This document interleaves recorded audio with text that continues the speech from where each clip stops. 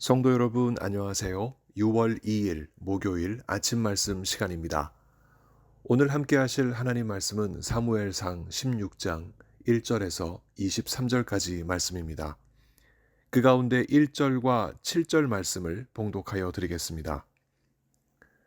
여호와께서 사무엘에게 이르시되 내가 이미 사울을 버려 이스라엘 왕이 되지 못하게 하였거늘 내가 그를 위하여 언제까지 슬퍼하겠느냐. 너는 뿔에 기름을 채워 가지고 가라. 내가 너를 베들레헴 사람 이새에게로 보내리니 이는 내가 그의 아들 중에서 한 왕을 보았느니라 하시는지라. 여호와께서 사무엘에게 이르시되 그의 용모와 키를 보지 말라. 내가 이미 그를 버렸노라. 내가 보는 것은 사람과 같지 아니하니 사람은 외모를 보거니와 나 여호와는 중심을 보느니라 하시더라. 아멘. 불행에 빠진 사람에게 연민을 갖는 것은 자연스럽습니다. 더군다나 사랑하고 믿었던 이가 불행해졌다면 그 연민의 깊이는 더할 것입니다. 사무엘에게 이런 연민이 생겼습니다. 그러자 하나님께서 사무엘에게 말씀하셨습니다. 1절입니다. 내가 이미 사울을 버려 이스라엘 왕이 되지 못하게 하였거늘 내가 그를 위하여 언제까지 슬퍼하겠느냐. 사울을 향한 사무엘의 슬픈 마음을 누구보다 하나님께서 잘 아셨습니다. 하나님께서 이끄신 결과 누가 봐도 반할 만큼 화려한 외모와 키를 가진 사울이 이스라엘의 왕이 된 것은 주변 어느 나라 왕들과 견주어 봐도 참으로 자랑스러운 일이었을 것입니다.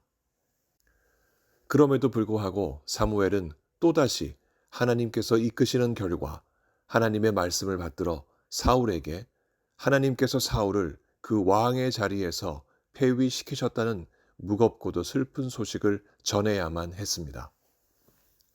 사울의 머리에 기름을 부어 왕으로 세우는 일에 쓰임받았던 사무엘이기에 누구보다도 사울이 당한 불행이 안타깝고 또 사울에게 그 결과 연민을 갖게 된 것입니다. 그러면 무슨 이유에서 하나님은 사울을 폐위시키셨을까요?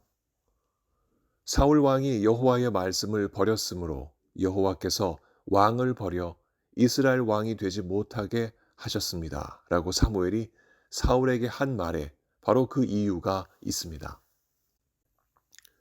말하자면 사울은 왕으로서 그 외적인 조건은 합격이지만 내적인 조건은 실격이라는 말입니다. 화려한 외모와 키가 왕이 될 만한 완전한 조건은 아니라는 말입니다. 그보다 더 근본적인 조건이 필요한데 바로 하나님의 말씀이 그 마음 한가운데 있는 것입니다. 이 점에서 사울은 자격 미달이었습니다. 자격 미달인 자가 계속 왕이 될 수는 없습니다. 왕뿐만 아니라 나라 백성 전체를 위해서도 더 나아가 이스라엘 민족을 향한 하나님의 뜻을 이루기 위해서도 사울은 폐위되어야 했습니다. 이 사실이 사무엘의 마음을 슬프게 했습니다. 그러나 하나님께서는 그 슬픔을 이내 기쁨으로 바꾸어 주셨습니다. 사울에게 그만 슬퍼하고 너는 뿔에 기름을 채워 가지고 가라. 내가 너를 베들레헴 사람 이새에게로 보내리니 이는 내가 그의 아들 중에서 한 왕을 보았느니라. 하나님께서 이렇게 명하셨습니다. 그러면 하나님께서 보셨던 그 왕은 누구일까요? 우리가 익히 잘 알고 있는 다윗입니다. 사무엘과 이스라엘 백성들이 사울 왕 때문에 슬퍼했다면 이제 다윗 왕으로 인해 기뻐할 날이 온 것입니다. 곧장 사무엘은 하나님의 말씀을 따라 새로운 왕의 머리에 부을 기름을 준비하여 이새의 아들들을 하나씩 살펴봅니다. 사무엘의 마음에는 적어도 사울만큼의 빼어난 용모와 키를 가진 자여야 한다는 생각이 있었습니다. 사무엘의 눈에 들어온 이새의 첫째 아들이 바로 그 적격이었습니다.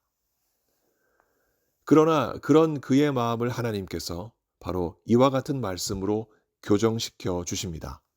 7절의 기록입니다. 그의 용모와 키를 보지 말라. 내가 이미 그를 버렸노라. 내가 보는 것은 사람과 같지 아니하니 사람은 외모를 보거니와 나 여호와는 중심을 보느니라. 이렇게 말씀을 하셨습니다. 이 말씀을 따라 마침내 사무엘은 다윗을 만나게 됩니다. 사람은 외모를 보지만 하나님은 그 마음 중심을 보신다는 이 말씀은 다윗이 왕이 될 만한 어떤 조건을 갖추고 있었는지 눈치챌 수 있게 해줍니다. 첫째, 무엇보다 다윗의 심중을 하나님께서 보셨다는 사실입니다. 1절 하반절에서 하나님은 이렇게 말씀하십니다. 내가 그의 아들 중에서 한 왕을 보았느니라.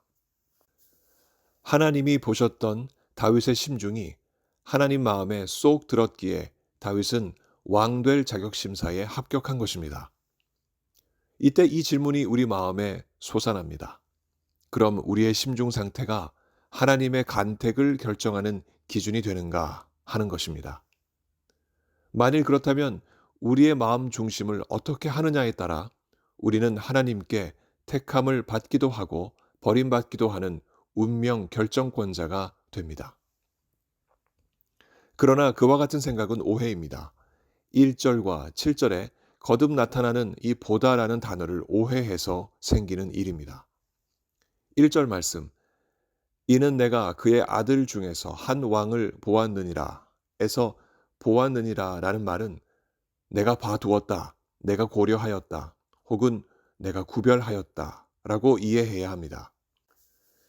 이 말은 다윗이 왕될 자격을 스스로 갖추고 있었기에 그 결과 하나님이 선택하셨다는 의미가 아닙니다. 그것이 아니라 하나님이 다윗을 왕될 자로 결정하셨다는 뜻입니다. 이와 마찬가지로 7절에 여호와 하나님께서 보시는 것은 사람과 같지 아니하니 사람은 외모를 보거니와 나 여호와는 중심을 보느니라. 이 말씀에서도 여호와 하나님께서 고려하시고 구별하시는 것은 사람이 그렇게 하는 것과는 다르다는 의미입니다. 사람은 외모를 고려하고 선별하지만 하나님은 사람 마음 중심을 고려하시고 선별하신다는 의미입니다. 다시 말해서 결정권자는 고려하고 선별하는 자라는 말입니다. 외모가 좋으니까, 마음 중심이 좋으니까 그것이 결정권자의 마음을 결정한다 하는 생각은 틀린 생각입니다. 다윗이 하나님 보시기에 마음 중심이 선하고 아름다운 까닭에 하나님께서 그를 왕으로 세우신 것이 아닙니다. 이미 하나님의 크나큰 섭리와 계획에 따라 다윗을 고려하시고 선택하셔서 왕으로 세우시는 것입니다. 1절과 7절에 사용된 보다의 의미가 이를 분명하게 말해주고 있습니다. 한편 7절 상반절에 나온 보다라는 말은 그와는 다른 의미를 가진 단어입니다. 여호와께서 사무엘에게 이르시되 그의 용모와 키를 보지 말라. 이 말에서 이 보다는 주목한다 하는 의미입니다. 사무엘의 눈이 이새의 첫째 아들 엘리압에게 머물고 있었는데 엘리압의 용모와 키가 사울을 연상시켜 그 매력에 빠져가는 모습을 보여주는 표현입니다. 그럼 이제 다윗이 왕이 될 두 번째 조건은 무엇일까요? 첫 번째가 하나님이 보시는 다윗의 중심이라면 그 두 번째는 그의 외모였습니다. 7절 하반절이 이렇게 기록합니다. 사람은 외모를 보거니와 나 여호와는 중심을 보느니라. 하나님은 중심을 보시기 때문에 외모를 보시지 아니하신다. 우리는 이렇게 생각할 수 있습니다. 이 생각이 맞는 경우도 있고 그렇지 않은 경우도 있습니다. 예를 들어 교회 전통에 따라 전해오는 바울의 외모 묘사의 경우 그 이야기가 역사적 사실이라면 그 생각이 맞을 수 있겠습니다. 그러나 다윗의 경우는 다릅니다. 12절 말씀. 그의 빛이 붉고 눈이 빼어나고 얼굴이 아름답더라. 여호와께서 이르시되 이가 그니 일어나 기름을 부으라 하시는지라. 젊고 아름다운 얼굴을 지닌 다윗이라면 외모를 보는 사람들조차 거부감이 없었을 것입니다. 까닭에 하나님의 일꾼이 세워질 때 그 중심을 고려하는 일도 또 그 외모를 고려하는 일도 모두 하나님의 주권에 달려 있습니다. 사람이 어떻게 결정할 수 있는 일이 아닙니다. 그것을 알 수 있는 증거가 여호와의 영의 임재 여하입니다. 사무엘이 다윗에게 기름을 부었을 때 그날 이후로 다윗이 하나님의 영에, 여호와의 영에 크게 감동되었습니다. 13절이 기록합니다. 하나님의 택하심이 없으면 성령에 감동될 수 없습니다. 왕을 세우시는 하나님의 주권이 여기서도 고스란히 드러납니다. 그러나 사울에게는 정반대였습니다. 비록 외모가 남달랐고 하나님의 선택을 받아 왕이 되었으며 하나님의 영이 사울에게 잠시 머물렀으나 사울의 중심을 결정하시는 하나님의 뜻에 따라 하나님의 영이, 여호와의 영이 사울에게서 떠나셨습니다. 그 대신 하나님이 부르시는 악령이 그를 번뇌하게 했습니다. 14절의 기록입니다. 성령을 주시는 분도 하나님이시고 악령을 부리시는 분도 하나님이십니다. 그 주권자 하나님께서 펼치시는 이 일을 우리로서는 다 이해할 수 없습니다. 그러나 한 가지 우리가 분명히 아는 것은 이것입니다. 하나님께서 그 악령을 수단으로 삼으셔서 그 악령을 통하여 다윗이 사울을 만나는 길을 열어주셨다는 것, 그리고 다윗이 이스라엘의 왕으로 세워지는 길고 험한 여정을 열어주신 것입니다. 그 이후에도 그와 같은 기나긴 여정들을 지나서야 이스라엘뿐만 아니라 온 세상 믿는 자들의 왕이신 예수 그리스도께서 다윗의 가문을 통해 이 땅에 오시게 되었습니다. 그렇게 개인과 세대를 넘어 구원 역사를 이루시는 하나님은 그 주권으로 마침내 다윗에게 임하셨던 동일한 성령을 오늘 우리 각자에게도 주신 것입니다. 하나님의 주권과 그 섭리는 이렇듯 참으로 놀랍습니다.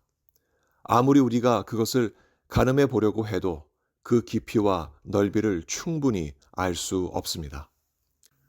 까닭에 사무엘이 그랬듯 우리도 현실 문제에 사로잡혀 슬퍼할 때가 참 많이 있습니다. 그러나 하나님이 사무엘에게 다윗을 보내셨듯이 우리에게도 성령을 통하여 앞날의 소망을 우리에게 주십니다. 외모도 중심도 자랑할 게 없는 우리지만 우리를 천하보다 아끼고 사랑하시는 예수님의 사랑이 우리를 감쌉니다. 또 중심을 잃고 기울어진 우리의 마음이지만 성령께서 그와 같은 우리의 마음을 늘 다잡아 주십니다. 이런 하나님의 은혜가 오늘 우리를 새롭게 하고 우리로 하여금 내일을 바라보게 하는 것입니다. 하나님께서 오늘도 우리를 그 큰 은혜로 이끌어 주시길 이 시간 예수 그리스도 이름으로 간절히 축원합니다. 함께 기도하시겠습니다. 하나님 아버지, 사무엘이 사울이 폐위되는 것을 생각하며 여러 가지 복잡한 마음으로 그의 마음이 슬펐습니다. 그러나 누구보다도 그의 마음을 잘 아셨던 하나님께서는 사무엘의 마음속에 다윗이라는 새로운 희망을 불어넣어 주셨습니다. 험한 세상을 사는 오늘 우리에게도 우리 하나님께서는 누구보다도 우리의 마음을 아시고 우리의 마음속에 새로운 소망을 성령을 통해서 품게 해 주십니다. 그리고 그 참된 소망이 바로 우리가 믿는 예수 그리스도이심을 저희들이 이 아침에 주님 앞에 고백합니다. 이 믿음을 가지고 오늘도 성령을 따라 승리하는 하루가 될 수 있도록 우리 모든 성도들과 함께하여 주시옵소서. 주께서 오늘도 우리와 함께 하심을 믿고 감사드리며 우리 구주 예수 그리스도 이름으로 기도하옵나이다. 아멘. 성도 여러분, 오늘 하루도 주님과 동행하시며 승리하는 하루 되시기를 바랍니다. 감사합니다.